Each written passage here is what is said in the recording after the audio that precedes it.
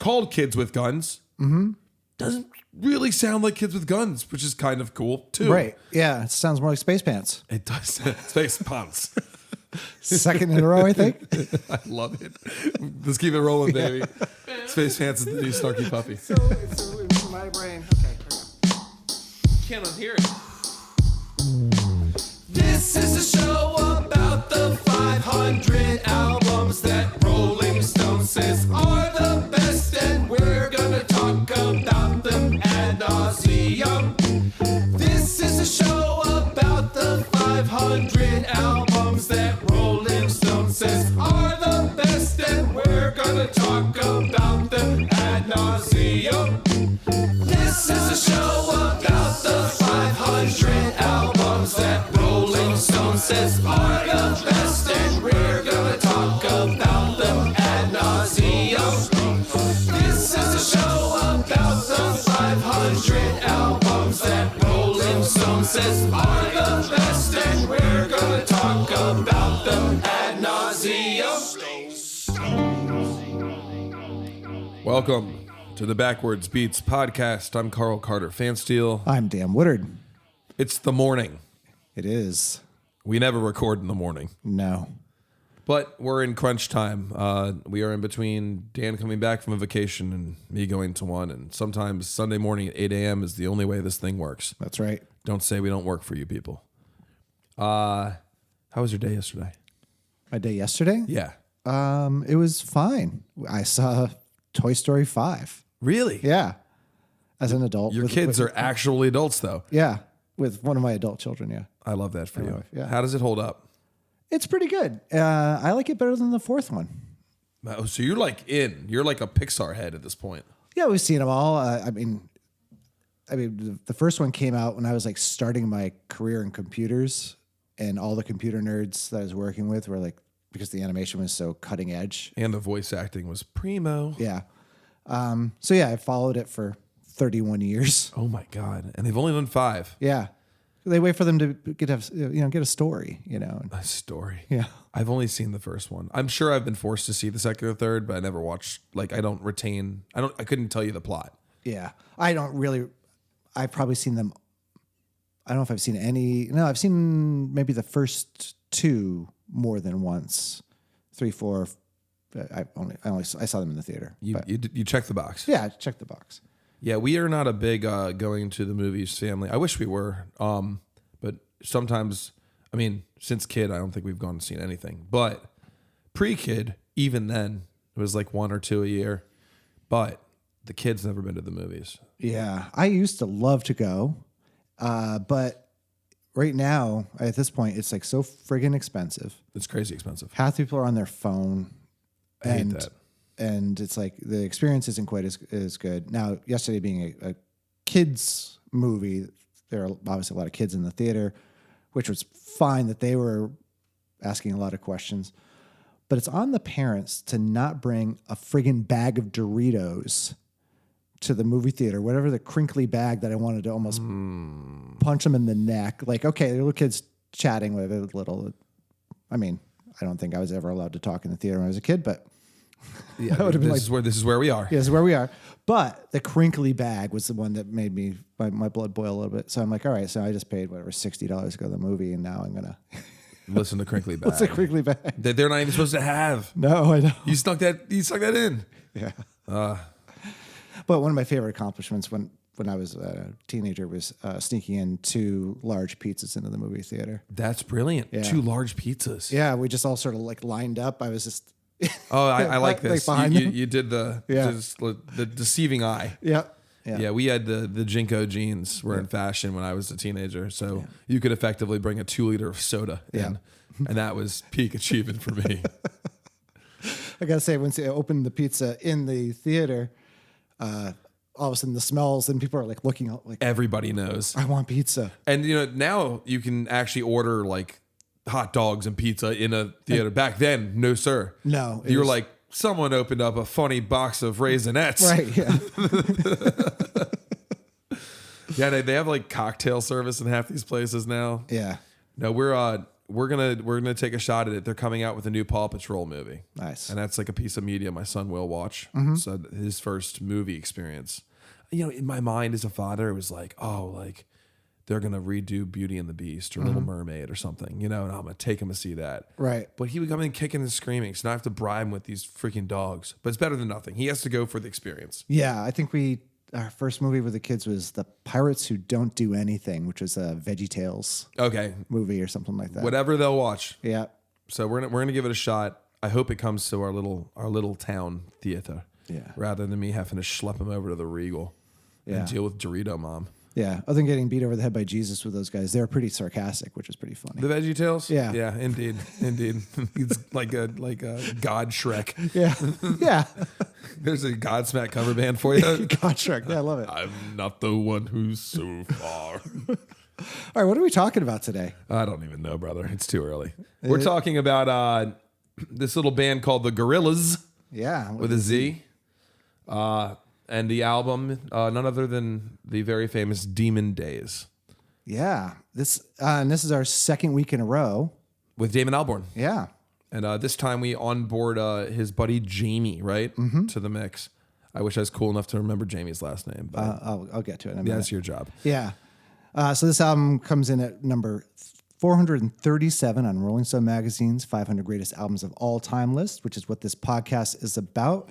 And if that was unclear, listen to the theme song because it's the best theme song ever written. Ever. Yep.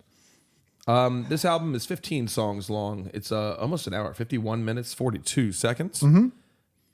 And I'll honestly say it feels like it.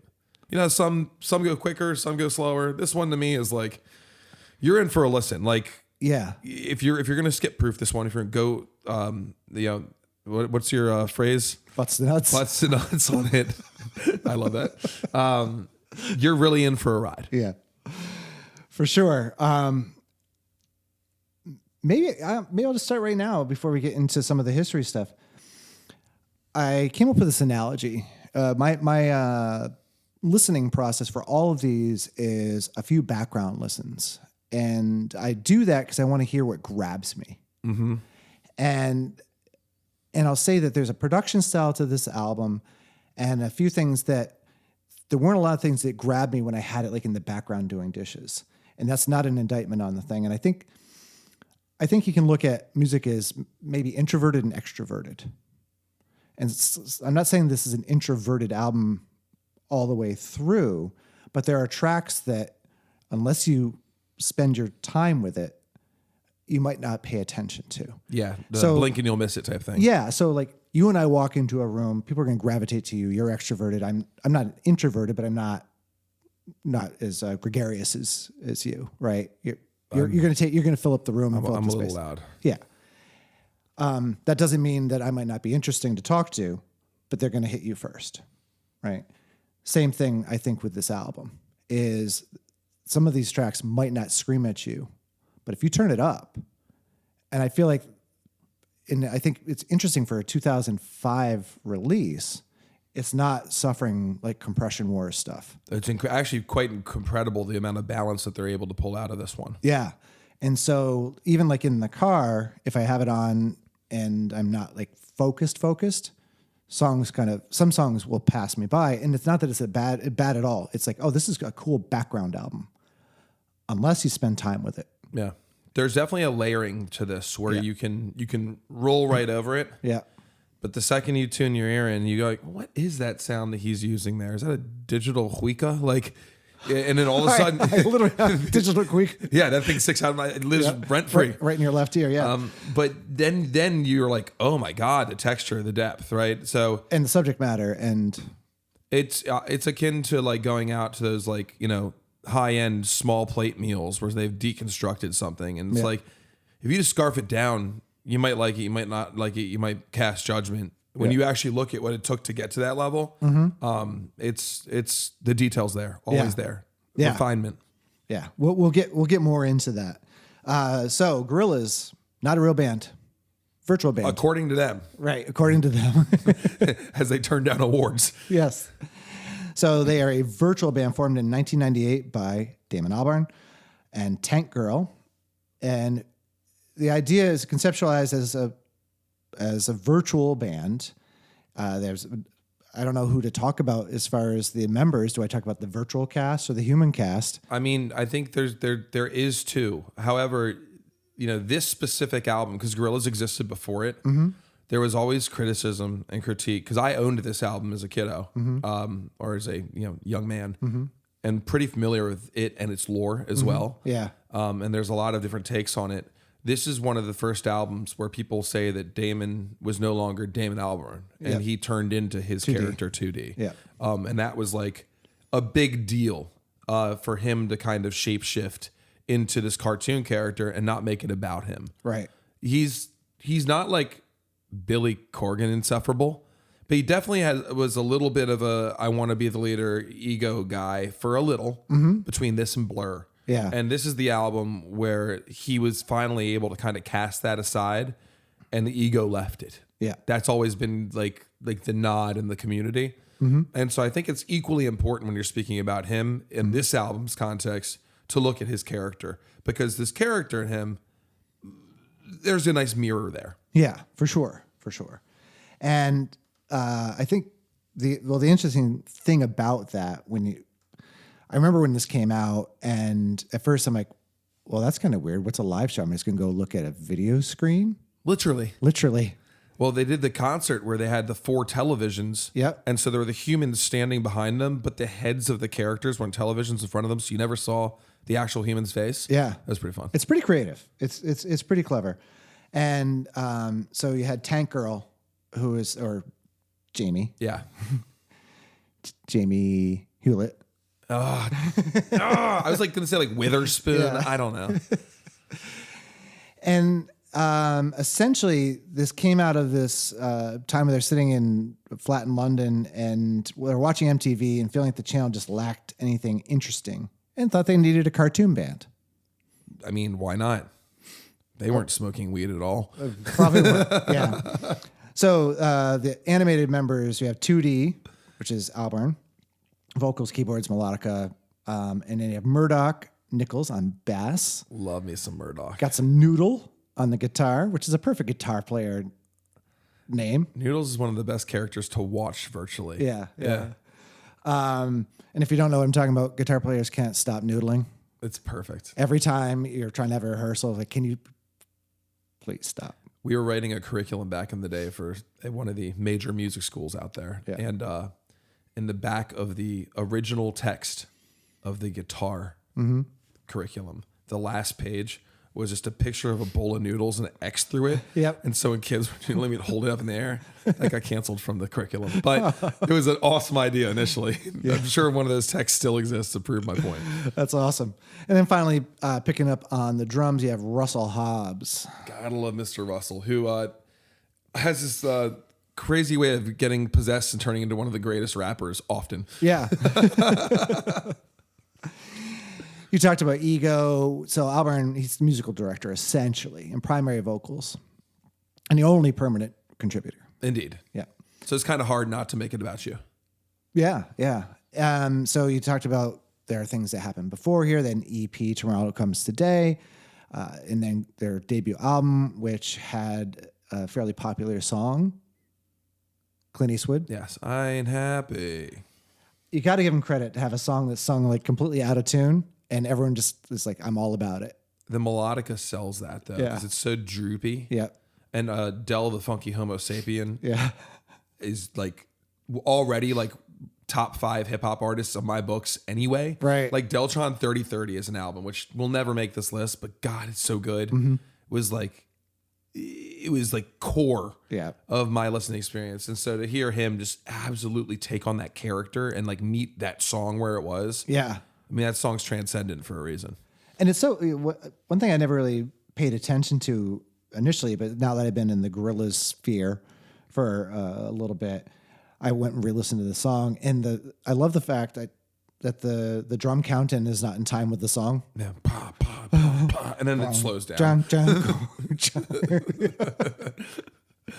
But there's no real rules. I mean, when you have a cartoon band to hide behind, think about it. It's like when you watch Unity. the video, the drummer's Russell. It's Russell, first of all. Yes, it's Russell. Not his muscles, but I see in his eyes. Yeah. Oh man. I love it so much. It's a drum machine, right? Yeah. Which, that thing's not actually wrong. So, Yeah. Yeah. It's awesome from that perspective. And let's see what else we want to talk about. Let me get in here because we bounced around here. I think what's interesting about this is, so this album is a lot of blending of, you have some alternative rock. Sure. There's still hints of Blur are still in here. That'll always be a piece of it. And there's songs that you could even tie to a buddy off of Park Life. Yeah, off of Park Life. There are a couple equivalents in there. Yep. Then you have hip hop, dub. Yeah, the dub reggae is strong in this one. Yep. And then just regular pop. And then there's orchestral elements in this. And once again, look back to Park Life, and not only just orchestral, but heavily woodwind driven. There's something about his ear that's just drawn to woodwinds. Yep. A lot of orchestral, especially if you look at people who experiment with hip hop and rap culture, always ends up in strings. Yep. That's not so much the case here. Not saying it's devoid of strings, but it's just a neat twist. Yeah, and well, the thing is, it's funny. As you know, I'm in the process of scoring a film, and in talking with the director, we talked about instrumentation, how much orchestral layers do you want versus virtual layers, and it's a horror movie, so there's going to be a lot of like just grungy, just garbly noise, right? As is the sort of style of today. Right, it's not like Bernard Herrmann who did Psycho, right? So it can be, which is all strings. But I got to this section, I'm like, this needs woodwinds. It needs a bass clarinet, and like, don't sleep on the clarinets and the woodwinds. It's look no further than the beginning of this album soon. Yeah, absolutely. So this album also has a ton of collaborators on here, and we'll get through them as we go through the track listing here. But we're going to be talking about Far Side when we talk about this album. Love it. We'll be talking about, what's his name? Dennis Hopper. That's true. That's true. Talk about a range of collaborators. The legendary MF Doom. MF Doom. Oh man. Yeah. These are choice artist picks. Yep. These are artists, if you will. Mm-hmm. You're not pulling, whoever's most popular off the street. You're pulling deep collaborators with this. Yeah. And it's fun because I think the pairing of artists. Yeah. De La Soul is so good. Oh, De La Soul rips it apart. And I think that was an inspiration. Once again, I think Del helped open the door on that, in the sense that when you go all out on a song, you set the terms for anybody who follows you. Yeah. And there's so many different forms of hip hop, and some of the songs that they have, rap performances on this album are not even close to traditional hip hop. And so he kind of gave them their own canvas to say, go, you better show up to task. Right. And overall, they did. Yeah, for sure. Let's see, what else do you want to talk about here? This album certainly put them on the map. Clint Eastwood did a lot for them, but this is probably their magnum opus here as far as their albums are concerned. Let's see, who have we not talked about here? We haven't talked about Danger Mouse. Oh man, producer Extremo went on to then be a king producer on everybody else's album after this. Yeah. Like, who hasn't? If you want to look down the vein. Mm-hmm. And say, what did this inspire? You could just watch Danger Mouse's production after this and what him and CeeLo did with Gnarls Barkley years later. Right. It's like these fit, that these are puzzle pieces. Another that fit virtual together. Band. How about that? Kind of. ish. Yeah. But you undoubtedly, like you put on this playlist and say, go to radio on your popular streaming service. Right. If Gnarls Barkley doesn't show up with its Gone Daddy Gone cover. Right. Which, by the way, that album Saint Nowhere, right, will be on here. Yeah, I would think so. It has Crazy on it. Yeah. I love that song. I love that It's song. so good. Was that Danger Mouse? Yeah, it was. Yeah. Yep. For a whole second, I was like, no, that's definitely Danger Mouse. Yeah. They did something later on, too. It was really cool, where Danger Mouse was playing a Lowry, and they pulled, I forget his name. After Frusciante was back in Chili Peppers for his 9th time, Josh, what's his face? Who was the guy who covered for John for the Stadium Arcadium work? Oh, You know what I'm talking about, though? Yes, I can't remember He his did name. such a great job. Yep. But he kind of got thrown to the side because that's how Anthony and the boys are. Right. But he ended up teaming up with CeeLo and Danger, and that was kind of cool. Yeah. So this thing has been on a bunch of lists. It didn't really hit super hard at first, but now it's considered this iconic classic. It sold a couple million in the UK. Feel Good Inc. is the big banger hit on here. But other songs did pretty well, at least in the UK. Feel Good Inc. is the one that did the best in the US, I would say. But Dare was number 1, and Dirty Harry number 6. I'm familiar with that song. Yeah, I was, that song's sick. Kids with Guns. I figured that was up there, top 5er. Yeah, and El Mañana. Yeah, I mean that's all checking out. Yeah,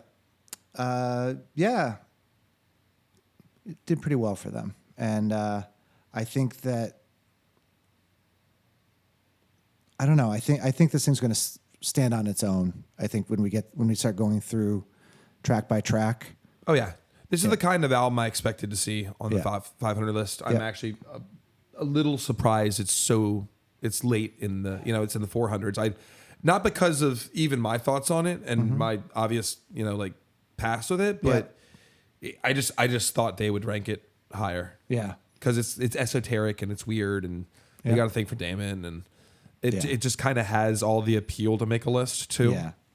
Oh, the other thing is the album cover. Sick. It's an homage to Let It Be. Yep. Direct homage so to Let good. It Be. Yep. So good. The 4 frame. Yep. And then Demon Days Live was a thing, and you can watch it. You can. Yeah. I watched tape from it. Yeah. I got that back down the hole a little bit during this whole week. Yeah. It was fun. The Manchester Opera House. And it really talked about, it was really ahead of its time as far as like the interactive nature of shows. You don't see a lot like it now, but when you think about video production within music, it's more pervasive now. When I'm talking about like live, live stuff. No one will ever forget Hologram Tupac, right? And Right. It's like they could have gone that route, honestly. Mm-hmm. Still could. They still could. That'd be kind of cool. You never know. He's not so shy to take this act out. They were pretty elusive for a while live, but now you can actually, now that the ship's kind of sailed, Right. It's a nice thing to tour. It's a treat. I mean, if he said he was going to go do like Demon Days in its entirety, he's selling that concert out day after day after day after day, and I think it'd be the same fans too. Yeah, it probably would be. It probably would be. Let's see. What else did it win? It was nominated for 5 Grammy Awards, winning Best Pop Collaboration with the De La Soul and Feel Good Inc. Won a Brit Award in 2006 for Best British Producer, ranked... this was actually ranked a little bit higher before on Rolling Stone. I forgot about that. Oh no, how high? 429. Okay, so it fell a few positions. Yep. We've seen things fall by the hundreds. And fall off, too. Yeah, exactly. Yeah. Nothing Shocking was on the list in like the 100s somewhere. And then goodbye. Yeah.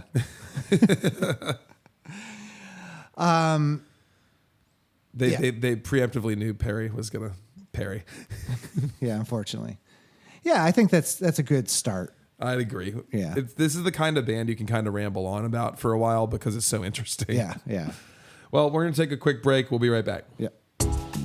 Backwards Reads Podcast is brought to you by Pickleballer 3000, the carbon fiber pickleball paddle with an integrated brass knuckle grip designed specifically for retirees who consider a soft kitchen line a hate crime. And also by Balcom Guard, a high-security, laser-monitored display case built exclusively to protect prized wall-mounted walrus penis bones from being stolen from cheesesteak joints. And finally by Ceasefire 360, a geopolitical diplomacy app that allows government agencies to declare war officially over mid-conflict so subsequent casualties don't mess up the quarterly statistics. Okay. So this starts with an actual song called Intro, It sure does. which is kind of wild. What's your feeling on zombies? When you look at the horror genre specifically. Yeah. There are certain things I never will want to watch or be into. Like anything with a clown, I'm out. Above clowns and like weird blobby monsters, the next thing that I probably am like not super into are like disease stories. Those are always crazy. But zombie movies always start off with some sort of a disease anyway. Right. Usually. Vampires are above that. I think zombies might be my favorite. Like I remember the first time I saw 28 Days Later. It was the perfect blend of like, this is horror, but so compelling. I couldn't stop watching it. It was so incredible. Yeah. And remember the way the zombies moved. Yeah. They were the first running zombies. Oh my God. New fears unlocked. Yeah. But yeah, zombies, when it comes to that, I think I like zombies in that sense. And I like the way that zombies are portrayed in art and music and being mindless, dead, stupid consumers of whatever's around them. Right. So I think that the allegory is good as well. So the primary sample in the song Intro is taken directly from George Romero's Dawn of the Dead soundtrack. Ah, nice. Yeah. And when I first put this on, the 1978 version, not the 2004 version, which is a good version as well. That's Jack Snyder's version. And that has fast zombies. This has slow zombies. But when the clarinets come in, I'm like, I know this from not this. Yeah. Where do I know this Where from? do I know this right? from? Yeah, that's the play. And then I came up with it. And then when I was doing the research, I'm like, yeah, it's noted. Yeah. Like I didn't have to guess. But It's cool. It's a bold way to open this album. Yeah. And the clarity is awesome. Immediate wink and nod to Damon's love for all things woodwind. yeah. Yeah. And then, I mean, it's really short and it makes sense because it has the distorted vocals where they say, you know, who put the chemicals in the food chain? Yep. There's that zombie. That Yeah. consumerism, baby. Yeah. Get used to it. We're gonna sit in that kind of bath a lot. Yeah. And that's a line, a leftover lyric from Roots Manuva. Bless you. Yeah. It's a unreleased scrap title track called Snakes and Ladders. Okay. That's where that's from. I'm into it. Yeah. Wasn't that the original Chutes and Ladders? Yeah. Yeah. Yeah. I love it. Snakes and Ladders is after a night of drinking. Oh God. Hot snakes. Hot sakes. Oh, I hate that Chris Pratt gets credit for that. What are your thoughts on this intro? It's great. There's not much gas to it if you think about it. Yeah. It just kind of sets the tone for the album, and I love that. It's a little amuse-bouche, just a little.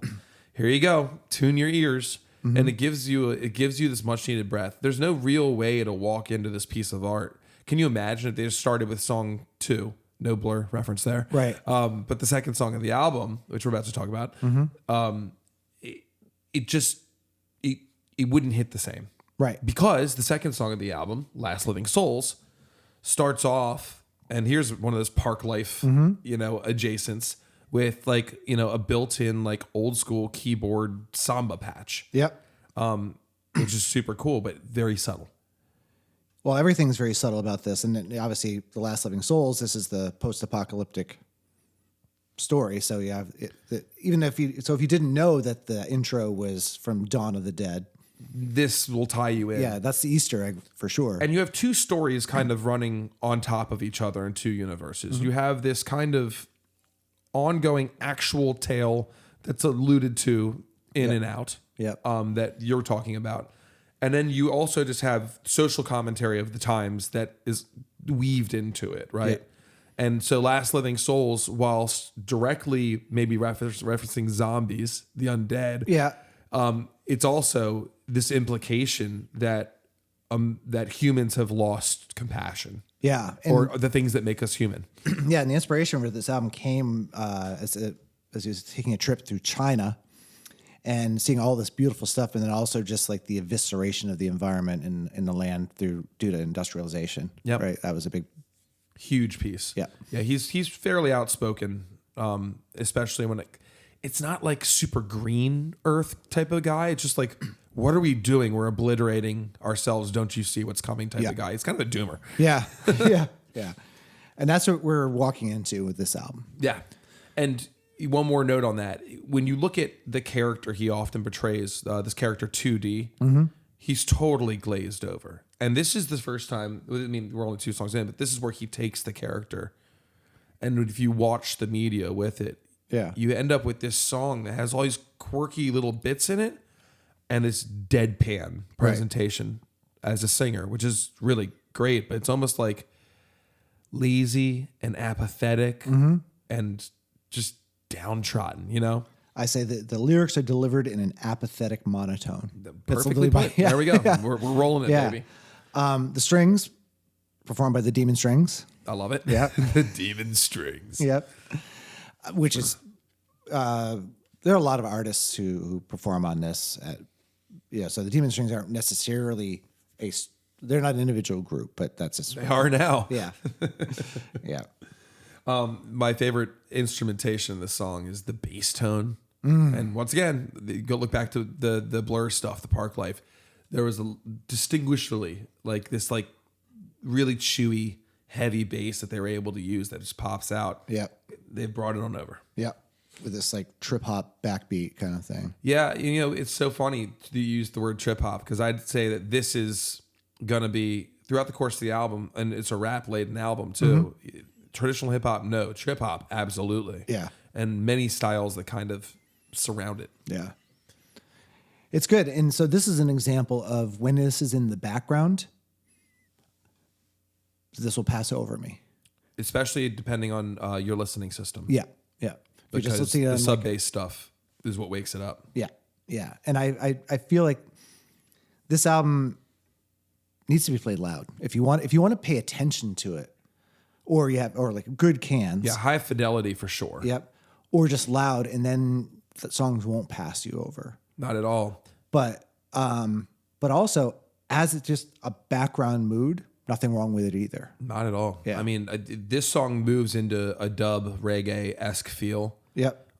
He'll use that time and time again over the course of this album, and it just sets up this groove. Yeah. It's so satisfying. And a lot of these songs kind of have a proper withholding until they fall into their groove, which is nice. It sets the listener up, and then they finally get you there. Yeah. Without a big dramatic break. They just, here it enters. Yeah. I love this song. It's such a nice actual intro to the album. Yeah. It's a good song. I enjoy it quite a bit. Scooting on over, song number 3, Kids with Guns. Yay! Kids with Guns. I will say look at the listening tick up on this. You know, Last Living Soul's effectively first song on the album, right? Because you don't really count the intro as a listener. Yeah. If someone's going to go give this a listen. Right. 55 million, almost 56 million. And then Kids with Guns jumps up to over 200 million. Right. And, you know, this was not in the streaming age. You know, so these are pretty fancy numbers here. These are fancy numbers. And I mean, you've got to just go, the title's going to make you say, what's that? We think we know immediately. Yeah. It was inspired actually by a real world incident where Albarn's daughter at school, where a student mistakenly brought a knife into class. Not a gun, but sure. And it's thought about the casual desensitization and corruption of youth. Oh, which is sad because I actually have a very similar story where I was the kid with the knife, but I wasn't doing it. It was just in my pocket. I had gotten a knife at the fair. yeah. You got a pocket knife. Yeah. And I took it out and was showing it to my friend. I'm like, oh, look at this. And some kid tattled on me, but I was just showing it to him. I wasn't supposed to have it in school. I'm not wielding, of course. I wasn't wielding. I'm like, I knew that. But at the time, so I had to go to the principal. He took it and gave it back to me at the end of the day, because bears. You got to defend yourself from bears somehow. Yeah, it was. Yeah. But it was like, oh wow, that inspired a song. There was nothing about violence in my story. Yeah. Except that some little kid ratted me out. Yeah. Thanks, Tommy. Yeah. Sean with an H, I bet. See? What was that? What was that, Sean? Yeah. There's only one Sean with an H who's ever allowed to talk to us. He's the drummer of Sungazer. Sorry, other Seans. Yeah, I mean, there's a lot. I like that piece here. There's an overwhelming sentiment, obviously, too, about America. Yeah. And our obvious classroom issues. Yeah. And that would be followed up by songs by like Foster the People. Yeah. And so you end up, though, with a song that it's called Kids with Guns. Mm-hmm. Doesn't really sound like Kids with Guns, which is kind of cool, too. Right. Yeah. It sounds more like Space Pants. It does. Space Pants. Second in a row, I think. I love it. Let's keep it rolling, baby. Space Pants is the new snarky puppy. There's a nice use of space, no pun intended, in this song. I love anytime you kind of get that staccato guitar double thing going on. It just sets up a mood for me. Yeah. And I love the background vocals. It's Neneh Cherry, who is a punk artist from Slits primarily. Love the name. Yeah. And so she's the one who's singing the Push It Real in the back. But eventually, well, first of all, bass tone on this one is Oh my God. incredible. Dude, sell that as one of those like artist archetypes. Yep. For $49. I'm buying it. Yeah. Twice. Yep. Yeah. Eventually, the guitars start layering, and they're panned left, right, and center. There's like 3 different guitar parts that really kind of fill up your ears. This is where like having like good cans. It goes a long way. Yeah. It's so cool that they're clever the way they introduce the guitar too, because it's like this really distant single, right? I think it might be the center one, and then as they flush in, Yeah. it gets big. It really does. Towards the end, the song gets much more chaotic. It starts off pretty chill. There's not a lot. And it kind of goes through that circle twice. These songs structure wise across the album, pretty simple. Yeah. Easily you can pretty much write these kind of like intro / interlude, AB out type thing. Yeah. On 80% of these. Yeah. But it's just clever layering. The transitions are just so good. It's because it's not like light switch transition.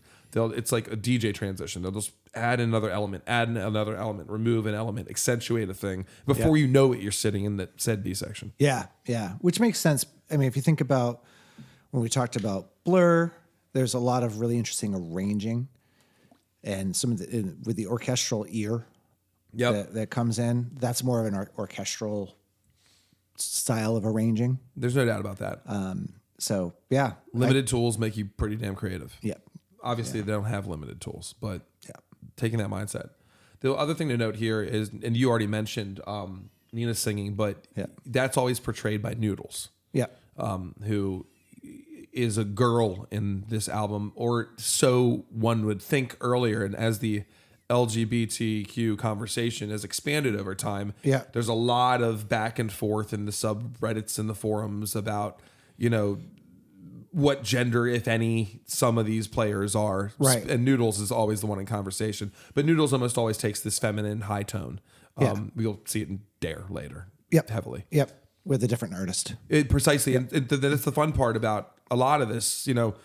Russell almost always turns into a hip hop artist, but it's never the same artist over. Same goes for Noodles. Yeah. Right? If someone's singing a falsetto, Noodles. Right. Just anything higher, give it to Noodles. Right. It's cool thing. And the fun part is Murdoch never sings. Right. So weird. My favorite A-Team member. Do you ever watch the A-Team? No, it's before your time. No, but I'm familiar with the members and their roles. Yeah. Murdoch is as close to Mr. T as you can get with no personality. No, Murdoch is the crazy one. Oh yeah. Yeah, Face is. No, actually Murdoch. Yes. Okay, you're right. Actually Murdoch. No, Murdoch's almost always the driver in these videos, though, right? Yeah, he's the one they just send out to like distract the assassins. That's right. Right, he's the bait. He's incredibly deadpan. No, not Murdoch. Murdoch is nuts. Wait, which Murdoch are you talking about? I'm talking about Murdoch in here. Here, Yes, I'm still talking about the A-Team. Oh, okay. Like how are we so off from each other? I don't watch the A-Team, bro. Yeah. I know what the van looks like. It's an awesome van. Oh my god. Oh no, this is a great song that immediately shows depth in the album, but still is uncanny amount of Gorillaz. Like if you heard this just sit in a bar, you'd be like, Gorillaz. Yes. I don't have to know the name of the song. I just know it's Gorillaz. Right. Oh. And we're still subdued here. Again, from I'm going to go back to the casual listening. Yeah. We're talking about the depth where we're listening carefully. When I'm washing the dishes, it's on. I'm like, oh, they're doing Kids with Guns. Yep. And it's not standing out. And I still think that's probably the production and the sound source. Yeah, I agree with you entirely. Yeah. But are we good on this one? Yeah, I think so. This next one catches your attention. That's right. Oh, Green World. Yeah. This one catches your attention because initially it starts off with one of the most odd soundscapes on the album, including said digital huika. Yep. Oh, it sounds like a dirge, like a clown's funeral. Yeah. Yeah, I don't even know how to describe the opening. I guess it's a guitar, actually, Yeah, I think it is. but it's almost pitched like a sitar. Yeah, but they're not using the sitar notes. There's none of these like semitone feels. Like No, just the timbre. it's just kind of they put it in a weird sounds place, and it's going to grab your ear. Yes. And they have that kind of like cartwheels gonna fall off, wonky, swung out rhythm a little bit. Yeah. You never quite get your footing, and that I think is by design. Yeah. Yeah. It's a really cool track. It's the one that woke me up, I'll say. They all wake me up on deeper listens, and this, 2D begs to be brought back to a time when the earth wasn't polluted and was still filled with joy and life. Yep. And so, I mean, the fiscal message is there. Yeah. The social message is there. They're not really trying to hide it. Yeah. And this tune right here, it kind of breaks out at around the 1 minute point. You go to this kind of second section of the song. Yeah. That's a little less like the intro. Yeah. And then it's just layers and layers and layers. Yeah. And this is where you're going to hear blur overlap, because when the guitars come in, it's a very blurish sound. Yeah, it's alternative rock, Yeah. done really well. They do bring the intro right back in towards kind of 3/4 of the way through the song, which was a surprise. Yeah. I didn't remember that part. Yeah. And so hearing it again, I was like, oh yeah, we're back. Yeah. I still think there's also hints of industrial in the production. Across the board. Yeah. I was trying to put my finger on it when I was doing my vocal notes on this a day or two ago. And I was like, it's certainly not like steampunk. It's not cyberpunk or future punk. It's not post-apocalyptic Mad Max. Right. It's industrial fear without the Terminator element. Yeah, because there's a static solo in the middle of for lack of a better term. Yeah, right. I think you put that perfectly. On the static. This corner of technology and doom. Yeah. This whole album kind of just lives in. Even the happy moments. Yeah. So it's really a wild listen if you think about the mood that it can set. Yeah. The album keeps building, and this song is, I think, a pivotal. Like, even though I think standalone, it's not like the strongest song on the album. No. You need this to transition into the next piece. It's like Yeah. a cornerstone. And if you look at the storyline too, it's the first time that the listener, I think, has access to really like earnest. Okay, I see what we're doing here. Yeah. Yeah. Yeah. This is, I mean, the title speaks for itself, and lyrically, oh green, don't desert me now. Right. Yeah. It's kind of like they already know the outcome, but just please. Yeah. But still, in his only the way Damon could sing it, right? And that like every note falls off as he kind of sings it. Yeah. Is it shoegaze? It could be. There's so many genres that get bent into this thing. Yeah. And a lot of the elements too, the overdriven vocal chain, right, with that high pass filter on it. Yeah. It's that's that industrial callback. You can hear the Trent Reznor type of thing going on there. Mm-hmm. So Yeah, Trent Reznor, Butthole Surfers, they use it a lot. 100%. Yeah. Yeah. Experimental to say the least. Yeah. That brings us over to track number 5, Dirty Harry. Yes, which is a sequel to Clint Eastwood. Duh. Yeah. Literally, too, Yeah. if you look at the way the videos roll into each other. Yeah. This one features rapper Booty Brown. Rudy Brown What a great name. from The Far Side. There it is. And when you hear his voice, you're like, yep, I remember this. Yeah. His verse is awesome. He does such a good job. Yeah. And when you think about leaning into a project and not trying to impress the scene around you and Right. just being an artist, Yeah. Gorillaz just give him such a great space to work with, and he does not miss. He just jumps in. Right. And it's hard not to compare rap track to rap track to rap track because they're so different, but they all grab your ear. When they do a featured rap artist inside of the Gorillaz work, it's elevated for me. Like that. Those are the ones I probably gravitate to first. Yeah, because I'm glad you brought that up, because I think about the way this fits perfectly. Like, it's elevated, but it fits perfectly in the song. Whereas, like, Jay-Z on Crazy in Love is he's just singing about a bunch of random crap. Young Hove. Right. That's right. It takes me, I like that song, but you could cut the Jay-Z part out and I'm good with that. Yeah. Here, you can't take the rap out. And if you even look at the production of this song, it's almost, it's built around like a loop. So, which would be a more traditional. Yeah. Even though, is it an actual sampled loop? Yes, it is. It's Baba Haya by the Lafayette Afro Rock Band, and that is a banging track. Oh my God. I went to listen to the sample. I went to who sampled on that because I thought the drums were so cool. I'm like, it's got to be a sample. It's so sick. Yeah. And then the synth that they put over it. Yeah.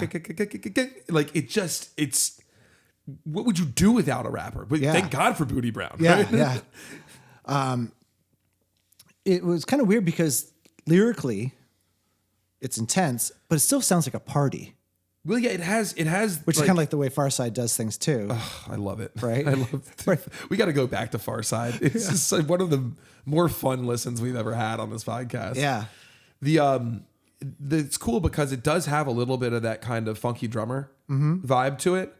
There's a bit of a clav in there. Oh, there is. Yeah. And there's also that every other hand clap that seals it. Yeah. Right? Yeah. And then you add on the kid voice layer. Yeah. And like the whole thing's nuts. Yeah. It's great. I could listen to this song for 10 hours. Yeah. And as I talk about the lyrics, I need a gun to keep myself among the poor people that are burning in the sun. But they ain't got a chance. They ain't got a chance. I need a gun because all I do is dance.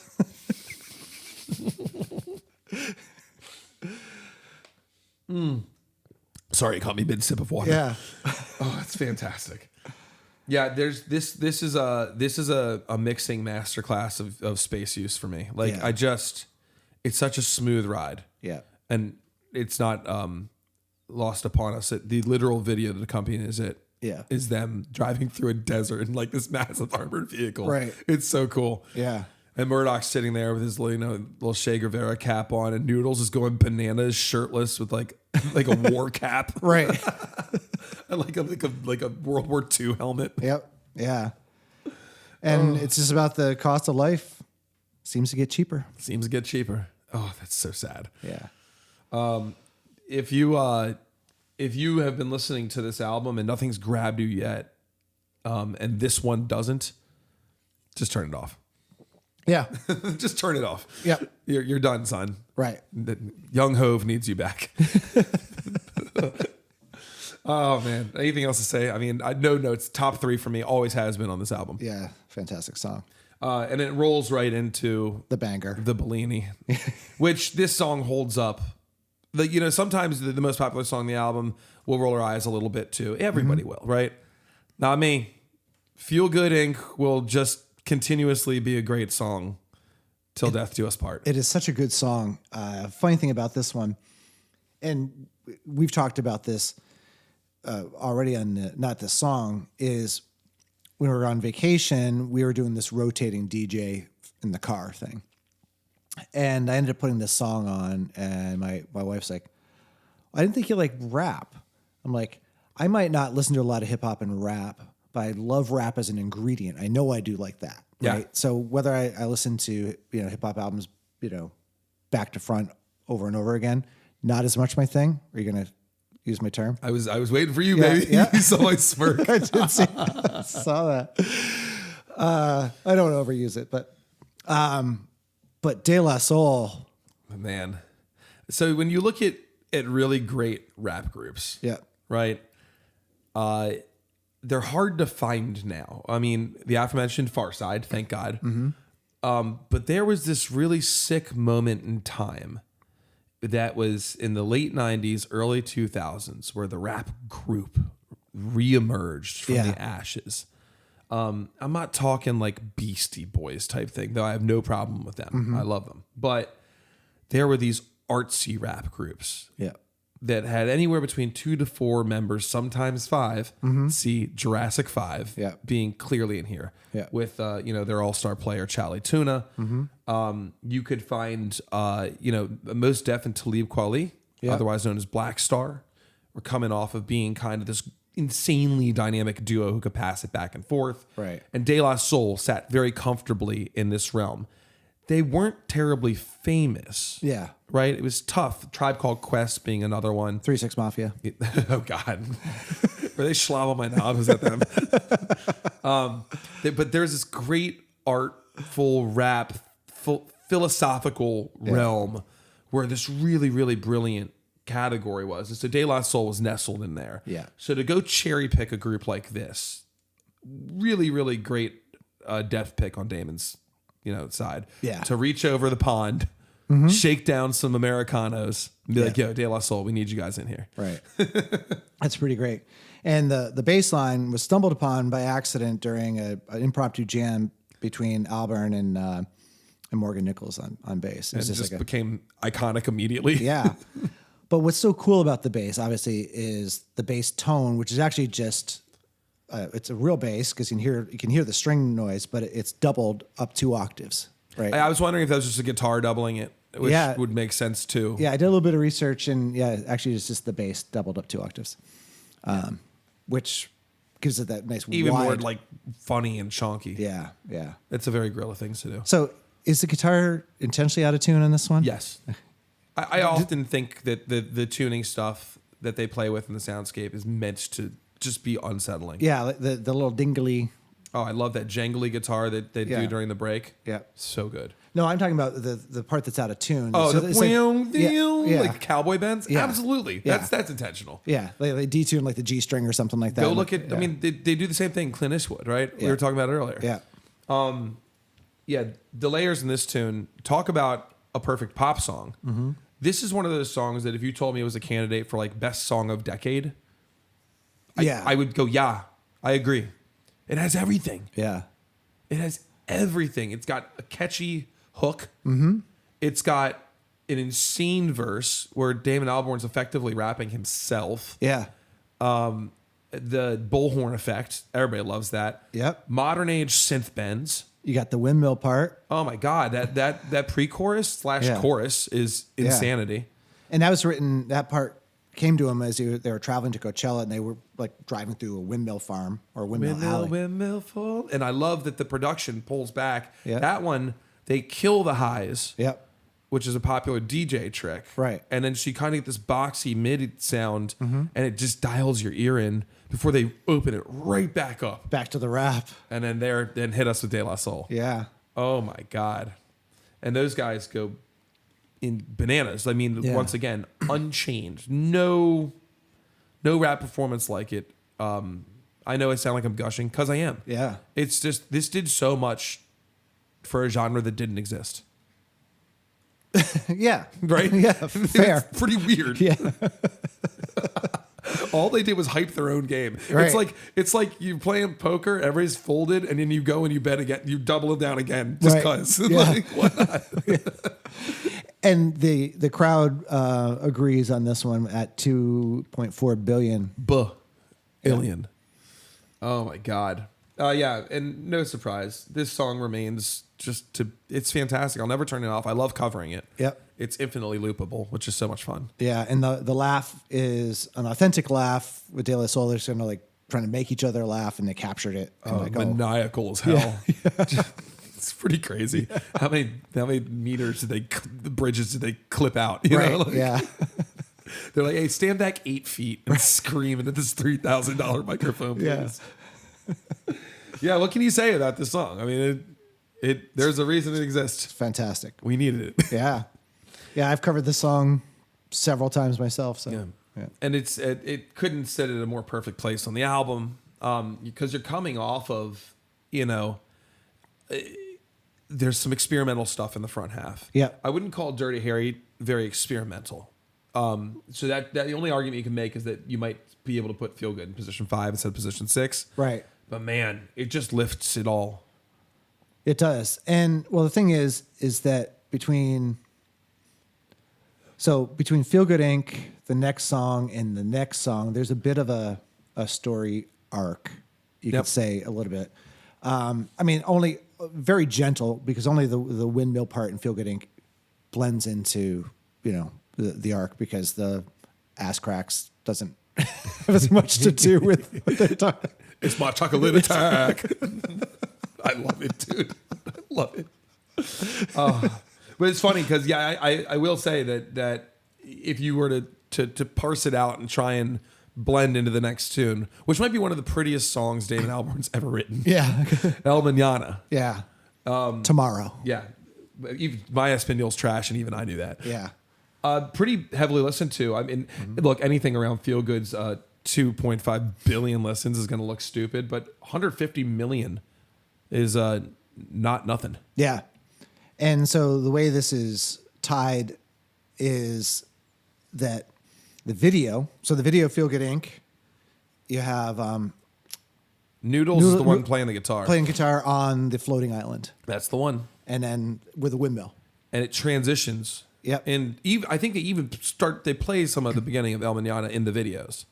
Well, it doesn't say there's a sample, but there is the windmill for the land melody makes its way into this soundscape. Yeah. It carries over. Yeah, and in the video for El Manana, it's the windmill. Yep. Floating island. So I love that. I love when people do that. Yeah. I know it's a pain in the ass for mixers and producers, but Yeah. I love it. I love in this song the acoustic guitar just sounds fantastic. It does indeed. This to me is a nighttime driving song, even though it's tomorrow or the morning, depending on how you interpret it. Certain songs are. They didn't nail morning for me when I hear this, but that's just my ear. You know what the other one is, and it says it in the title. What's that M80 song? Oh, that's a night. Yeah. What is that? It literally midnight something. Yeah. But that song, talk about they have that saxophone at the end. Yeah. Oh my God, that. Yeah. We should make a playlist of just like midnight driving songs. Yeah. That has to be on it. Yeah. But this would make the cut. There's no question about it. Yeah. This and Something About You, Something About Us, Daft Yeah. Punk. Oh, yeah. Yeah. Have to be on there. Yeah. This song is such a treat for the senses when you have good headphones on. Yeah. The production on this is fantastic. It's also necessary at this point in the album because you came off of the build from the Dirty Harry into the Feel Good hype train. Yeah. I mean, this album did not start dancey, Yeah. but all of a sudden you find yourself right in it. Yeah. You're like moving to this album. So this is a great way to, take the pot off the heat, throw it on a trivet, Yeah. and actually just like blend back in and recapture your listener. Yeah, this is one of my favorite songs, and it might be because of that. Like, I don't know if it's my favorite when it stands on its own. No, the series really drives it. And Yeah. I think that's a theme that more and more you and I are starting to see a mention inside of albums during these listens is this song placement creates an experience for the listener. Yeah. Sounds stupid, y'all, but really does. Yeah. And there's certain albums you would never want to mess the orders up in. And you can make the argument for here. Yeah. Yeah, on my way over here, I wanted to catch the back half again, and I started on this song. As I was driving it is kind of a point, and we actually spoke about before we hit record. It was like, all right, where are we going to take our break? It's hard to say because the next couple songs are all thematically Clumped. yeah. But I think we decided after El Manana would be the perfect time. See, Any other notes on this one? no, Alrighty, we'll catch you after this break. yeah.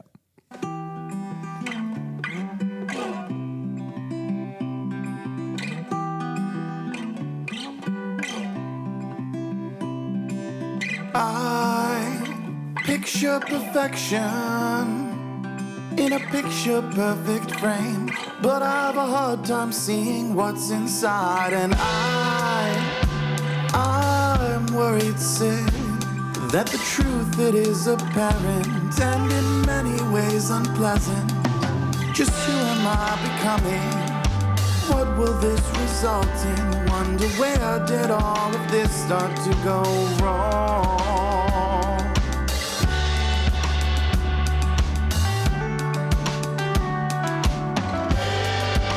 When the time is right, that's when I'll see you tonight. And that's all the signs I would need. Love, I can feel it right away, and I feel it cannot wait. I want you here and I want to hear you say that. Love, I can feel it right away, and I feel it cannot wait. I want you here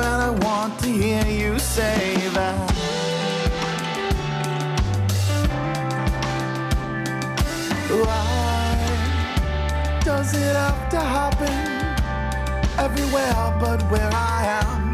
And when am I gonna know that it's time? And I ask myself all the hardest knitting questions, but I know that my intentions are to be ready for her when she arrives.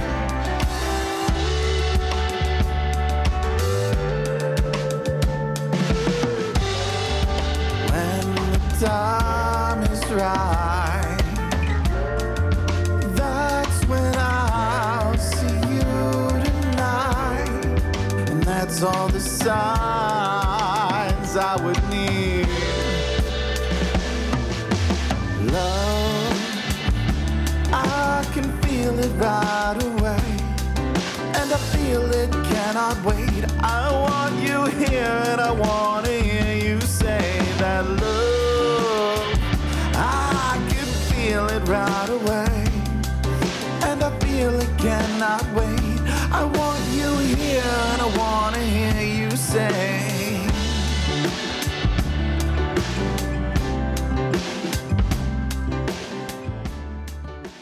That was the song Picture Perfect by Dan Ingham, featuring Noah Pierre. Dan is out of Baltimore, Maryland, and you can hear more from him at daninghammusic.com. That's INGHAM, daninghammusic.com. Look at my beautiful friend. Oh, man. Maya Rudolph, Maya Rudolph, national treasure. for sure. National treasure. Two treasures. Oh, man. There's undeniably a moment in comedy that I'd argue is like 2012-ish, Okay. where we had this reemergence of really, really, really funny comedians. She's one of them. Yeah. She's kind of sitting in the center of that tree. She's carrying it as a solo. She can do it momentarily, but I think as like a supporting comedian, she plays her parts perfectly. Yeah. With her and Kristen Wiig doing the Chicken Man. Oh my God, dude. Well, I mean, think about, what was it? Bridesmaids? Yep. Like, you can't unsee the wedding dress scene. Yep. It was so funny. I think we saw that in the theaters and like, just like crying, heart palpitations, like laughing. Yeah. She's incredible. Yeah. Well done. Yeah. But if y'all haven't watched the, Please Don't Destroy, what would they call it? The Instagram Explore page. The Explore page skit. Yeah. Look it up on YouTube. That's what we're talking about. Anyway, we're going to hit the second half of this wonderful album, Demon Days by the Gorillaz. Every planet we reach is dead. Dude, just as a song title alone, let's go. It's as if this album wasn't adventurous enough. Right. Here we go. You get this sort of stanky groove. And I want to say, I'll throw Dilla out, but it's not the drums that are Dilla. No, the drums no. are just a beat. It has almost like a ragtime or like Delta bluesy thing going on. Yeah. But the way it swung out would remind you of a J Dilla beat Yeah, for sure. But it's more the instrumentation that's hanging back. It's funky and it's like nothing else on the album. The only thing that Soundscape remotely comes close, you could argue, is like some elements of the Dirty Harry sample, right? Yeah. Yeah. But you didn't see this coming, especially after El Mañana. Yeah. The working title of this song was Looking at Earth from a Spaceship. I think this is a better title. Yeah. We have to keep on the whole the doomer perspective here, and the idea that, you know, much to our credit, the world is collapsing under its own weight. Yeah. And inevitably, I think that there's this massive question being asked that you already know the answer to, which is, will we just do this again to a new place? Right. Answer, yes. Yeah. Will we learn from our mistakes actually might be the bigger kind of theme, and you can feel it. For sure. Because I wouldn't call it gospel, but there's something kind of soulful about this. That's very like, you know, like accepting the sinner. Yeah. Yeah. Yeah.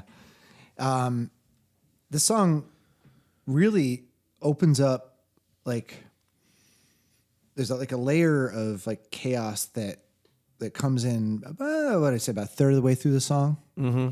it's not a static solo because there is a like a moog that sort of makes its presence known. Yeah. But there's a lot of just noise samples, which I'm assuming is just like the decimation. That's that decimation, chaos, junk filling us up. Yeah. Yeah, this one does a good job at portraying itself on all fronts. Yeah. But there's a pretty cool like piano solo. There's a detuned piano, and then there's a piano solo.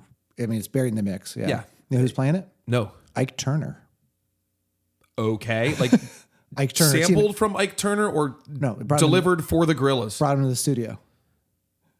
They were just like, hey, Ike, Yeah, Danger Mouse. please don't punch me. Right. Play this piano part. Yes. Danger Mouse brought him in to play piano on this. That's cool. Yeah. That's actually really cool. He's smoking piano player. Yeah. That's crazy. That's such a deep pull. See, this is that curated artisan Right. grasp I was talking about. It's cool to see the Danger Mouse has that influence too. Yeah. Especially this, I guess, early. I mean, he did stuff with Jay-Z before this, right? He's been on so many things. Yeah. Yeah. So But that's crazy to have Ike in your grasp. yeah, in your Rolodex, yeah. Well, speaking of insane artists to have in your Rolodex, Yeah. move to the next tune. Mm-hmm. This one, which is November Has Come, features none other than the legendary MF Doom.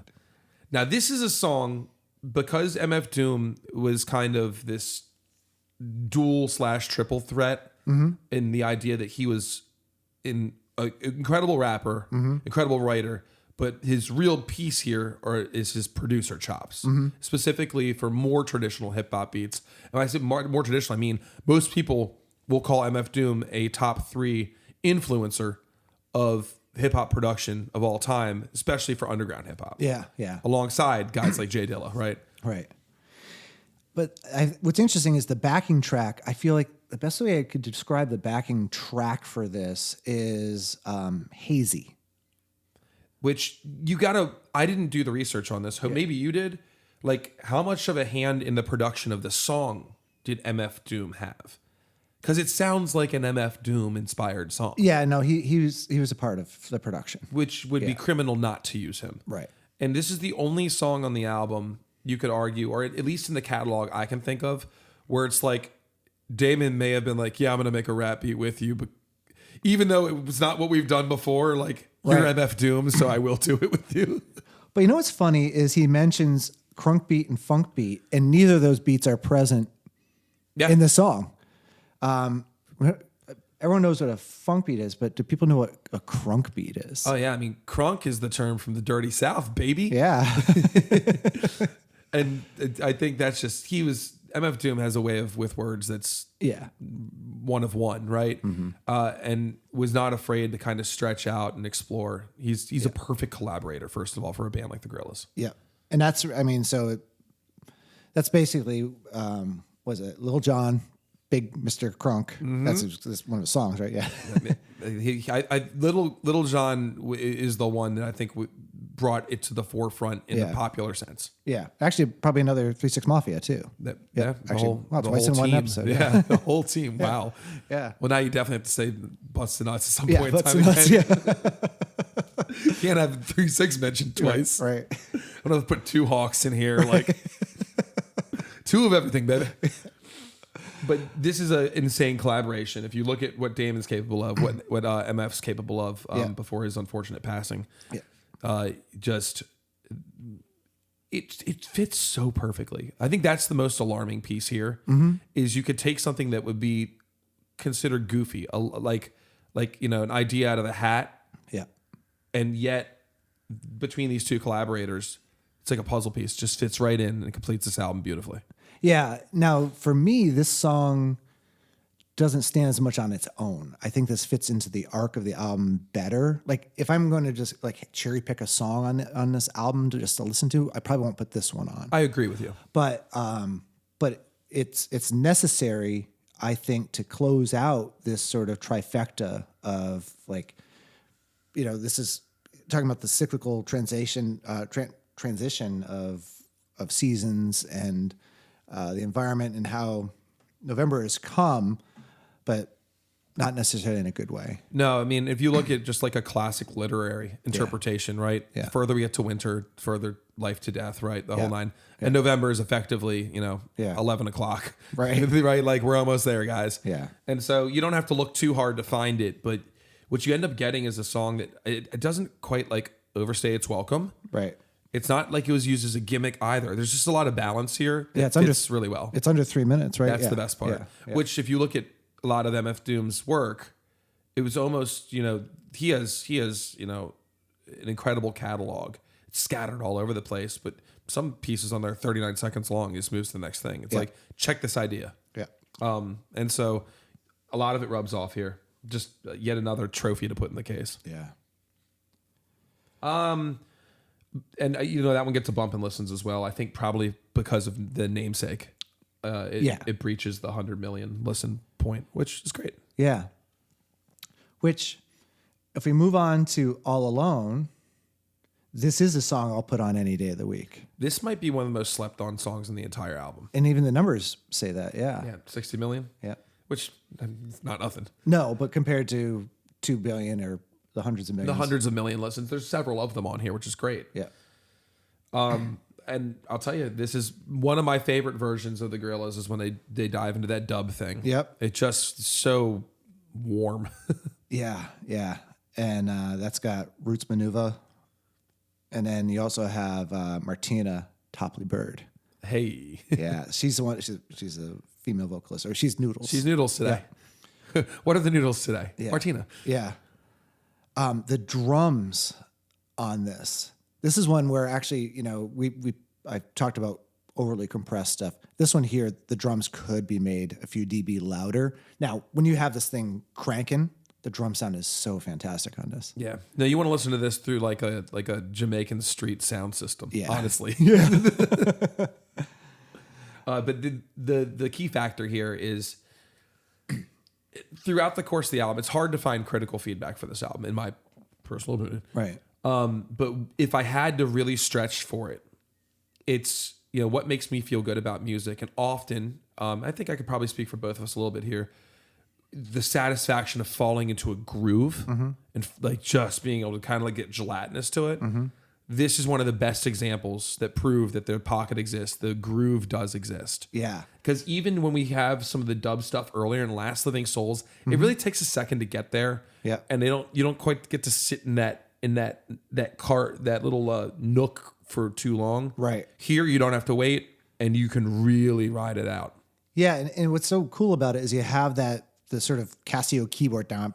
You have that with like these booming drums but they're locked in perfectly together. And then when the drums go away, that doesn't really ever go away. No, because you kind of are like automatically playing it in the back of your head the whole time. Yeah. And to hear that really dry, little, thin, intentionally cheap sounding keyboard. Yeah. And And then that massive soundscape, that's that dichotomy that I think makes it work and click. Yeah, and the guitar work on this is from Blur's touring, one of his touring guitar players, Simon Tong, and that's where you get a little bit of alt rock kind of flavorings, I would say. And that's effectively the Gorillaz formula. If you had to like cliff notes it, it's like, all right, you got your dub element, check. You got your electronica or industrial element, check. Yep. You have your alternative rock element, check. Yep. Shall we sprinkle in an MC? Right. In this case, they sprinkle in this vocal bridge, which is so cool, and that's So with cool. Martina. Yeah, Another Noodles play. another Noodles play. I don't remember the media for this one. I can't. A lot of these I can see the video in my head. This one just doesn't stand out. But I remember it just when I was doing first listen on it last week, and this is one of those albums was like, oh, I can't wait to jump to this. I know this one. This is one of the songs that once again snuck under the radar. And when I heard it, I just smiled. Yeah. Making dinner in the kitchen. It was just like, oh yeah, Yeah. this is on here. Yeah, listen to this one. People who listen to this album, this is a good one. Yeah, it's definitely I think Underserved. and a highlight of the second half of the album. Yeah. I know it's probably too early in time for people to have their voice memos on their iPhones when this is being created because they didn't exist. The Right. iPhone wasn't around in 2005, as far as I know. 2007, I think it came There out. you go. Yeah. But if I had to guess, it sounds like this song starts off with him walking down a city street and like holding it right to his face with the song idea. Yeah, probably, yeah. Maybe he had a voice memo like recorder. Remember those little things? But that's what you'd think that this sample came from, of him just doing this weird, like, I don't want to say it too loud, so I'm just gonna harshly whisper white light into my phone and like beatbox something. Yes, we've moved on to white light. Sorry about that. Yes. I'm not as good at transitions as Damon That's is. okay. That's all right. This is a 2 a.m. song. This is a song where we had about 10 too many. Maybe you go to the bathroom in the club because you're not sure if you're going to boot. Yep. And then you come out and you can't find your group, even though they told you they were going to meet you outside. They have to send someone back in looking for you. Yeah. You're and trying to then bum a cigarette. Yeah. And then then you start talking to somebody like during the bridge, and then your buddies come and get you, and the song kicks back in. That's Love what it. the song is. That's amazing. It's perfectly put. And white light. Think about the implication. Yeah. Oh, I see the light. Right. And it's all about alcohol too. Yeah. Right. So There is kind of like a resurrection-y theme too that Yeah. kind of sits behind it because they're too clever to not have that. yeah. This is just, my notes are loud and distorted, but not distorted in like a guitar distorted sense, just like discombobulated, distorted. Yeah. You have this driving bass line and the drums are thumping pretty hard, but Yeah. Standalone, not my fave, serves the album it's a brilliantly. transition. We talked about there's a conceptual arc to this, and off mic we said that this is about as conceptual as Melodrama by Lord. Yes. Maybe a little bit more thematically, but Lords is kind of like traveling over the course of an evening, but all the moments that got you there, Yeah. and it's quite heady. Man, I need to revisit that album. That's a good one. We have a lot of driving we're about to do in Maine and back, Yeah. so I'm gonna revisit a few. yeah. But this is almost like summing up the destruction of our world proper, Right. And it's almost like, who do you point your finger at? Did we destroy our planet? Sure. Did we let corporation and tyranny get in the way? Sure. Were we apathetic and plugged ourselves in and just ignored our way through? Sure. Choose any. Right. But I think this is the finger pointing back at yourself. It's you. Yeah. Oh, that's good. Yeah, this is the mirror. Yeah. Which tees you up for a moment that you probably don't expect based upon that synopsis. I know. And by far one of my favorite songs on this album. And a well-known one. Yeah. Dare. Dare. It's Da. Well, you know why it's Dare? Is it the old drug Dare program? No. So Sean Ryder's accent was so strong. It's supposed to be there.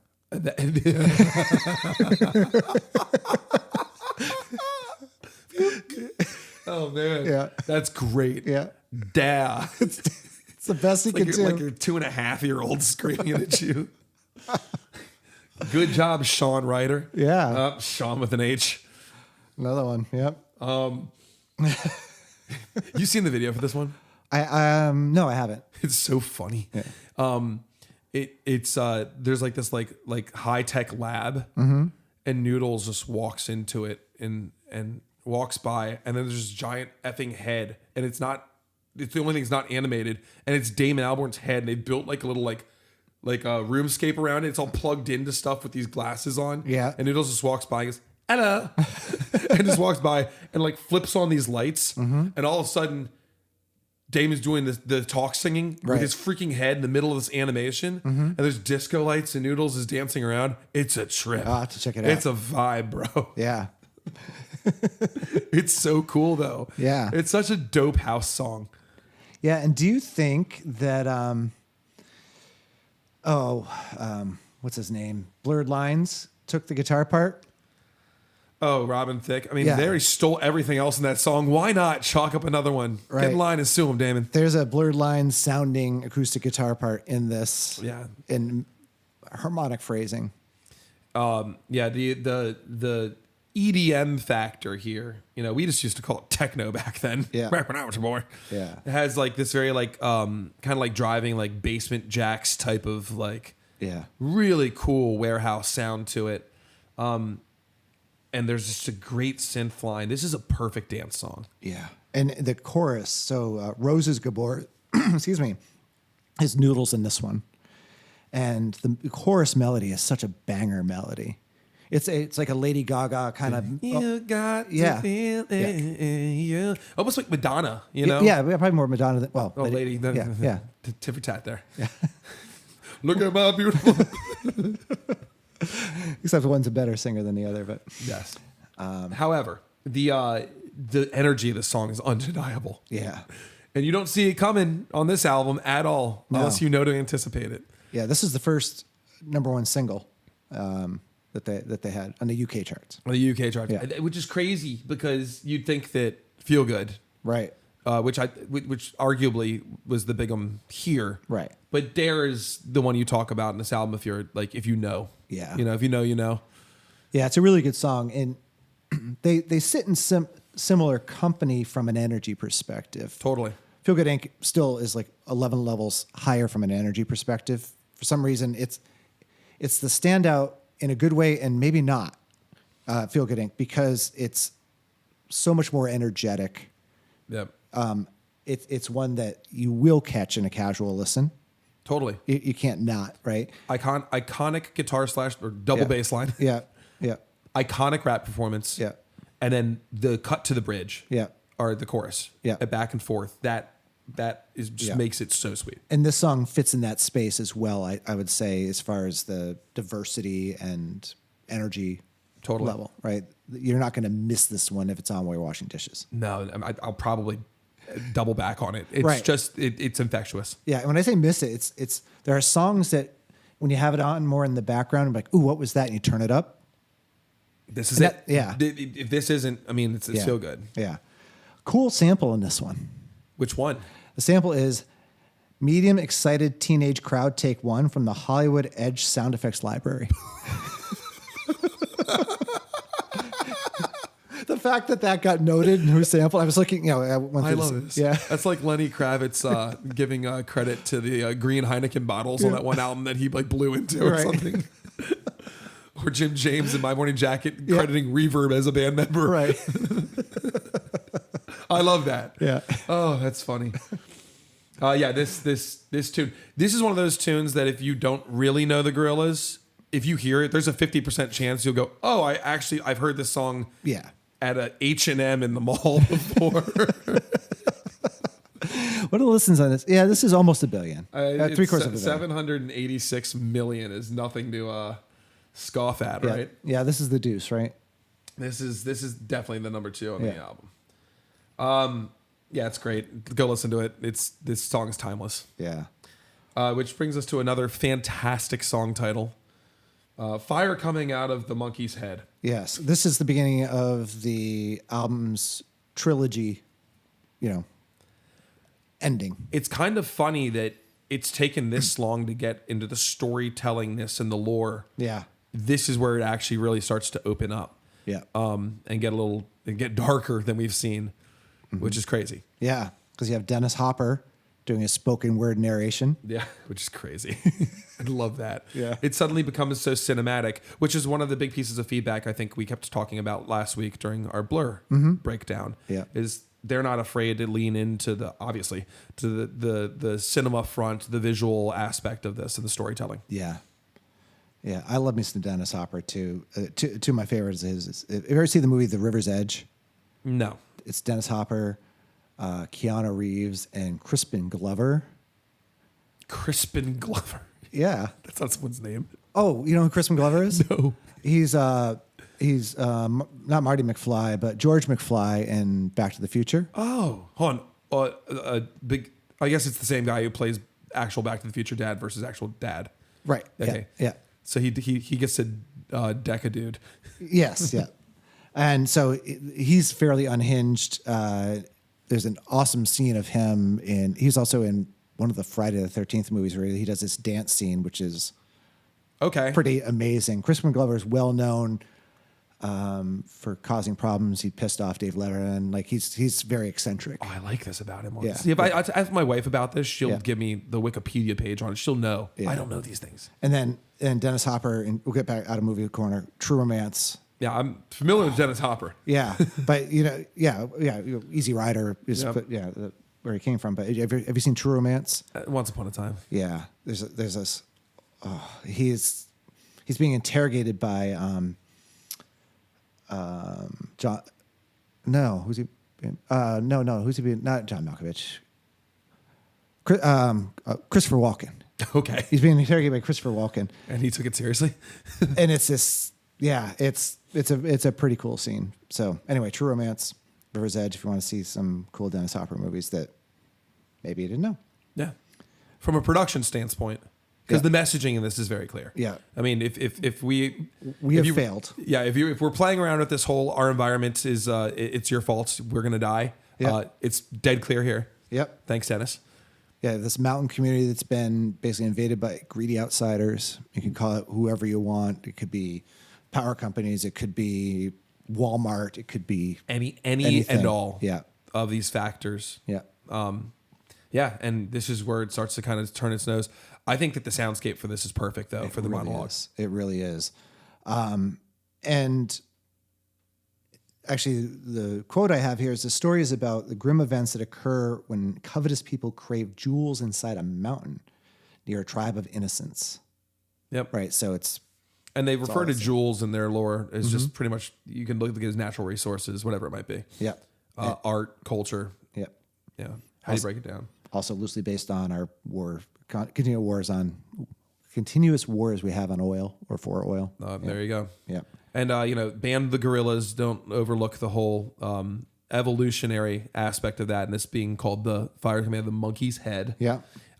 So this is a catalyst. This is kind of a point in the album where you get back into the story of it all. And you got, by the way, you do this off the back of Dare. Right.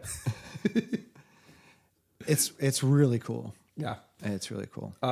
Standalone, you'd be very confused if this is the first song you listen to. Correct. But in context, it makes great sense. Yep. And it does. It kind of opens up this last kind of this little chunk of the album in a beautiful way, because we move to the song "Don't Get Lost in Heaven." Right. And this is now we're in Beach Boys land. To so much so, I had the first thing in my notes. Yeah. It's Beach Boys. There's some nice gospel influence as well going on here. Oh yeah, we haven't talked about the London Gospel Community Choir because they're doing all of the gospel-y things that exist throughout this album, and here it's fantastic. And this song is really like the epilogue of the previous song. Yep. And the prelude to the next song. Which is great. Yeah. I mean, we go back to this classic composition that's obviously Damon's got this going. He has, and you can see it throughout his projects. This really nails that. Yeah. There's something just very floaty about this tune. Once again, a standalone listen, nay. In its piece, awesome. Yeah. These three have to be listened to together, even though you can listen to the last song by itself. But You're better off treating these last 10 minutes as its own, three wonderful movements. experience. Yeah. Yeah. It's very dreamy, parable, and a lot of sus chords. So many. If you were like, hey, Damon, write out that chord chart. He'd be like, no. I just keep it in my pinky here. Yeah. He'd be like, no, bro. Are there thirds? I don't know if there's ever thirds. Yeah. No, 4s and 6s only, baby. Occasional 9. Yeah. Which takes you to, ironically, I wouldn't call this the title track, though it very clearly is a title track. Yeah. It's called Damon Days. Yeah. This is my favorite song. This is I would almost split up my favorite candid line, which is this is a top 3. Yeah. I've already claimed my top 3. Yeah. This song needs to be in the conversation heavily, period. If you were to take out Dare and Feel Good, then absolutely. Yeah. But Dare and Feel Good just kind of live in their own space. They're so iconic, Yeah. And I'm kind of removing them because of that. So if you were to remove them, by the way, this album still kicks ass. yeah. And yes, this would be a top 3. Yeah. Yeah. You have the beautiful strings and reversed strings. Yeah, I was gonna say they're really not afraid to play with some of the inbox effects here. Yeah. Yeah. It's really cool. And at first I wasn't really sold by the falsetto vocals, but then It's part of his charm. Yeah. And he's always had that thing. He's not objectively a good singer. We said this on Park Life. Yeah. And there's kind of 2 or 3 different versions. And we can make the same argument we made about Bowie. We've made it about a bunch of other artists. Yeah. it's part of his charm, though. Yep. And who better? Yeah. Who better to do it? Yeah.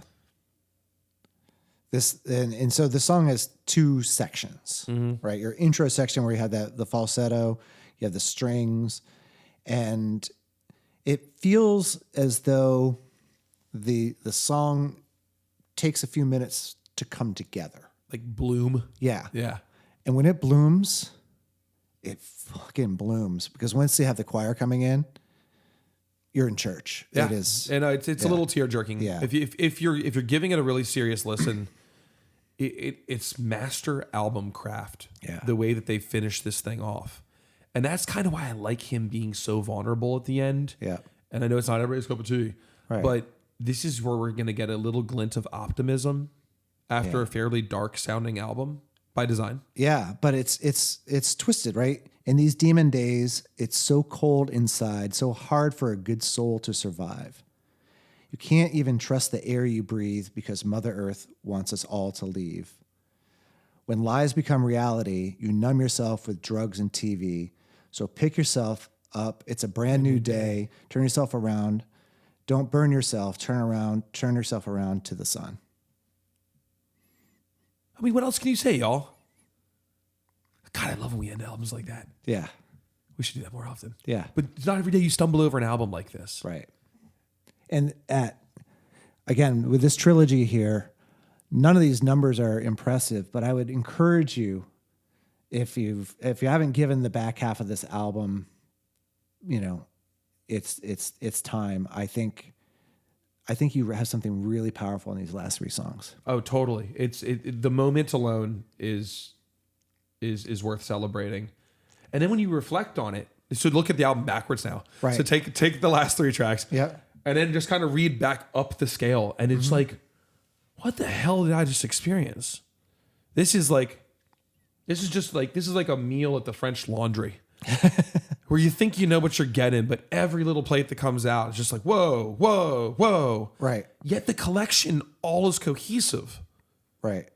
And at the center of this universe, there's Damon Albarn. Right. Like a guy I didn't think I liked very much coming into this experience, but now I'm like, you're fucking brilliant, man. Yeah. And I have to hit the explicit button. I already said it. Oh, nice. Yeah.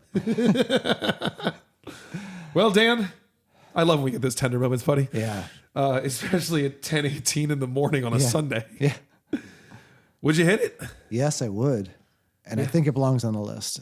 It's so unique, not just from the musical perspective. And people could say, oh, I hear this here and I hear this here and I hear the derivative stuff. And there's plenty of things. Everyone's pulling from different things. But the way this is all composed together, strung together, the collaborations, and then the multimedia aspect of the virtual band, like you can't sleep on this album. This is art. This is what we came for. Yeah. This Test the Bound, it's one of one in its collection, and it's obviously been influential. Yeah. I mean, listening to counts aside, Yeah. this style of music, what do you even call it? Gorillaz. Yeah, precisely. It's got too many names. Yep. It's simple just to call it that one thing. Yeah. Yeah, I mean, I'd hit this thing all day long. I think it's actually underappreciated on the list. I think in the 400s is a little shallow for it. I'd prefer it solidly in the 3s. Yeah. Yeah. But it's not every day that you come across a generational piece like this. So for those who haven't listened to it, get on board and listen to it. This is Pay attention. give it 5 listens. Do it some justice. I promise this will pay dividends. You'll be a better user coming out on the other side. Yeah. I agree. Well, what a joy. I have a question for you. Oh God, hit me. What is in your ears? I forgot we were doing this. That we do it every We episode. do it every I'm episode. Flying to my cell phone right now. 2 little moments here I can speak of. One, because I did my Carl's cover recently, I revisited David Bowie. Okay. And I chose to do the song Fashion off of Scary Monsters. You did. Nice job with that. Thank you very much. Yeah. It was a labor of stress, as it always is. And you walk out the other side and you Yeah, go, you always give yourself so much time to do it too. So oops. Yeah, that's the fun part. I kind of like, that's how I get anything done in life. But what I ended up doing, because I was listening to it a bunch of times to try and get all these elements. Yeah. It ended up playing through as I was making dinner the other night too. And so it just went off on David Bowie radio afterwards. And I'm slowly but surely coming to... He's got some bangers, man. Yeah. And so you start to listen to some tunes. And so the one I really fell into appreciation with, and I just started covering because of it. Okay. Young Americans. What an awesome song. What an awesome album. But yes. With like that tune. With the sax. The sax, the drum fills, the background vocals. Yeah. Oh my God, bro. I know. I know we're going to do Bowie more than once on this podcast. If we did it, convince me that was the album I was going to give you. Man, that song's awesome. And if that album's holding that energy even half the time, I'm in. It also has Fame on it. So Which was my coming in like, okay, that's the Bowie song I'm into. Yeah, that's how that album. The problem with that album is we're not going to hear it until the top 100, I'm sure. Or we might not even hear it. I'd be floored if that didn't make the cut. Yeah, I don't know. He has such a catalog. And like when we talked about Scary Monsters, we're outliers in. You're not a big fan of it anyway, so you weren't going to like it. But as a David Bowie fan, that album doesn't do as much for me as everyone says it is. But I feel like that's also like a little hipster, man. Like Maynard James Keenan says it's the best Bowie album, and I'm like, yeah, see, I'd fight you on that. Even though you're doing that to be the standout, dude. Yeah, I maybe I'm full of shit, but I never know. All right, what are you listening to? All right, I've been listening to. Well, there's two things as well. But the thing I've been listening to the most, I want to pull up the name of the song. That's the one that really grabbed my ear. Are there actual letters in this one? Yes. This is Maddie Ashman. Okay. And so we'll say she's a folk singer, but she sings microtonal folk. Oh, this girl, the blonde? Yeah. So awesome. Because I was listening to my, the other meme band, Agine de Potain, and so this sort of comes on after it. But she is so incredible because she's singing the thing that's hitting the internet right now is this one tune where she's doing this microtonal stuff on the guitar and her vocals, and her ear is so dead on. Insanity. It's flooded any feed. If my microwave had a feed, it'd be playing these Maddie Ashman songs. Yeah. Now the rest of the album isn't that intense. Like that is the most intense. She's doing it all over her stuff. That's her thing. But that song is another level of, and it's not unlistenable given the fact that it's. They've done a really good job isolating a clip that makes you think this is almost a joke. Right. It's so insane. Yeah. And it is like, it's not an enjoyable listen in the sense that like this is scientifically impressive, but like not like a groove.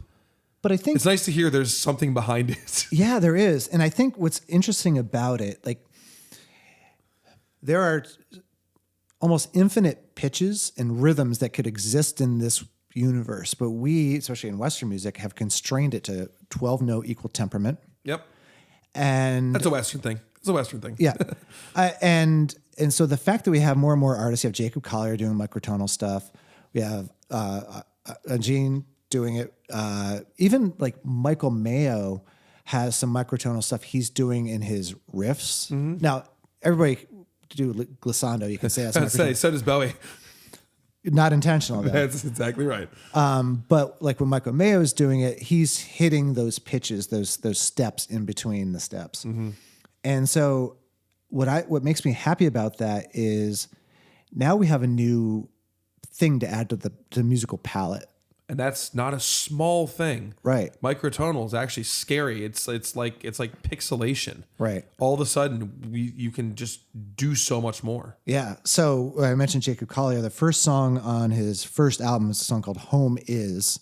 And I might have the keys wrong, but I believe the song ends in the key of G. But he starts it in the key of G half flat. Mm-hmm. And goes through these modulations that most people can't hear. But they're very much there. But they're there. And the other thing that he does, he doesn't use equal temperament. He tunes his chords to the more standard tuning. And he'll do that. So what happens is if you follow the physical harmonic sequence, the overtone series, a C played on a C chord is a different C than a C played in an F chord.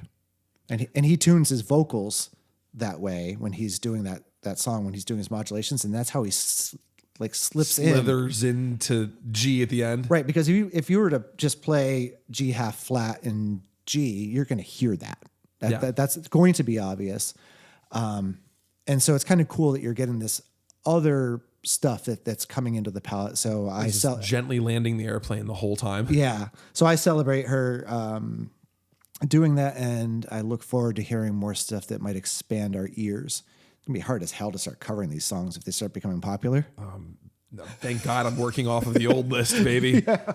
Like, holy crap. The ear you need to have and the control of your vocals. You know what, though? In a weird way, I celebrate it in the sense that we were getting boxed in, especially with the advent of AI music and everything. It's like someone's going to go out there and write all the songs there are to write with our current rule system. Right. There is a finite amount of stuff that's pliable that you can do. We've had this conversation very early on. Yeah. And I still stand by that. So if microtonal opens doors further. Yeah. And we keep embracing crazy time signatures the way that we have been recently. Yep. We're putting more fish in the pond, thank God. Yeah. But if you're Damon Albarn, you probably think we're going to fish them all until we starve. So yeah. And the other thing, really quick, I just want to shout out. I was really excited that the Wow Signal by Muse came out on Friday. So I've been listening to the new Muse album. Oh, cool! I didn't know. Yep. Oh, man, powerful band. I'll never forget getting off my shifts at the Olive Garden and going to my friend's house and smoking weed and listening to Knights of Sidonia. Yeah. Like it was just like, wow, just built into my head. Man. Yeah. Oh, good for Muse. Good for man. Muse. All right, so what treat has the list provided us with for next week? We're going to be listening to a double. A double? A double. We're going to be listening to All Eyes on Me by the one and only Tupac. Yes. The 90s are back, man. God, I mean, this is a big listen. Yeah. It's it's a lot of music. Mm-hmm. It's also, that's the king. You got to be careful about how we tread on this because like Pac's the one. Yeah, it's more than 2 hours of music. Yeah, it'll be worth it. Yeah. We'll have to find a clever way to do this so that we don't have to regale you with 27 songs over the head here. We'll make it. We'll do it justice. Yeah. Yeah. But wow, that'll be exciting. Yeah. Well, thanks again for joining us. We hope you enjoyed this as much as we did. Fantastic week and album. Shout out to the Gorillaz. And shout out to all of you who've been commenting and leaving your likes and watching our stuff on the tube and obviously on whatever streaming platform that you're using. Yeah. And you want to reach out to us, you can hit us up on the gram at Backward Sweets Podcast. Join us over on Patreon. It's totally free. Backward Sweets Podcast if you can't figure it out. And you can always email us backwardsweetspodcast@gmail.com. I'm Carl Carter Fansteel. I'm Dan Woodard. We'll talk to you next week. That was a show about the album Demon Days by the Gorillaz. Albums like this are the reason that we do this.